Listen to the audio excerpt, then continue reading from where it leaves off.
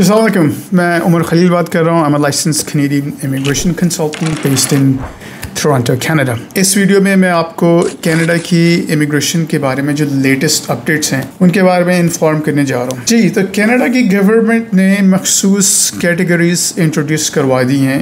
बात इस वक्त हम कर रहे हैं immigration at the federal level, federal skilled worker class. अब इन कैटेगरीज में और इनकी रिलेटेड जो ऑक्यूपेशंस हैं, अगर आपका वर्क एक्सपीरियंस और आपका प्रोफेशन इनसे रिलेट करता है तो यस, आपको ITA मिल सकता है, आपको कैनेडियन गवर्नमेंट की तरफ से इनविटेशन मिल सकती है to submit your PR application. लेकिन अगर आपका वर्क एक्सपीरियंस और आपका प्रोफेशन इन कैटेगरीज से किसी तरह भी रिलेट नहीं करता, it does not matter. You could be a chartered financial accountant, chief financial officer, you could be an auditor. Canada की गवर्नमेंट को सिर्फ ये लोग रिक्वायर्ड हैं जिनका वर्क एक्सपीरियंस इन कैटेगरीज और ऑक्यूपेशंस में है based on the revised targets of 2025। इसलिए बहुत ज़रूरी है कि आप अपना होमवर्क करें। इससे पहले किसी कंसल्टेंट के साथ आप कोई सर्विस एग्रीमेंट साइन करें। आपको अवेयर होना चाहिए कि कनाडा की तरफ से क्या लेटेस्ट अपडेट्स हो चुकी हैं। याद रखिए, जो जनरल ड्रॉज होते थे जिसमें सारे प्रोफेशन आते थे, उसमें क्या था कि अगर CR स्कोर आपका ज़्यादा है तो आपको इनविटेशन मिल जाएगी।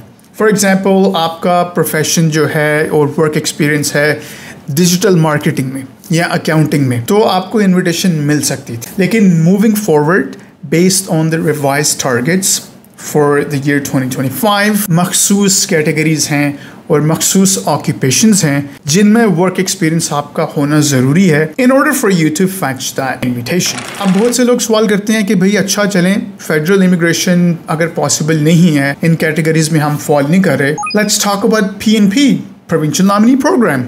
प्रोविंशियल नॉमिनी प्रोग्राम का उससे भी बड़ा मसला खड़ा हो गया कि कैनेडियन गवर्नमेंट ने जो प्रोविंस वाइड जो कोटा था, प्रोविंशियल गवर्नमेंट को जो कोटा मिलता था पहले फेडरल गवर्नमेंट की तरफ से, उसमें सिग्निफिकेंट रिडक्शंस हो चुकी। ये चार्ट आप अपने सामने देख सकते हैं स्क्रीन पे।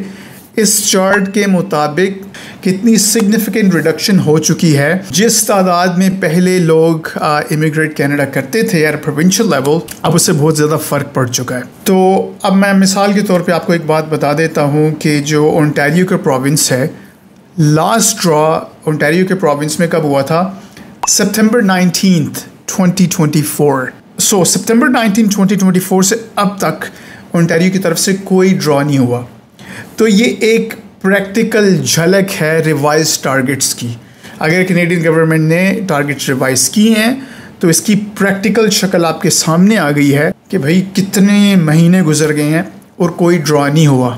सो वंस अगेन ए रेड फ्लैग। अगर आप किसी कंसल्टेंट के साथ सर्विस एग्रीमेंट साइन करने जा रहे हैं और वो अगर आपको कहते हैं कि ड्रॉज हो रहे हैं और ऐसे इमिग्रेशन हो जाएगी, ये हो जाएगा, वो हो जाएगा, for from the truth. Provincial level पे स्लो इमिग्रेशन हो रही है।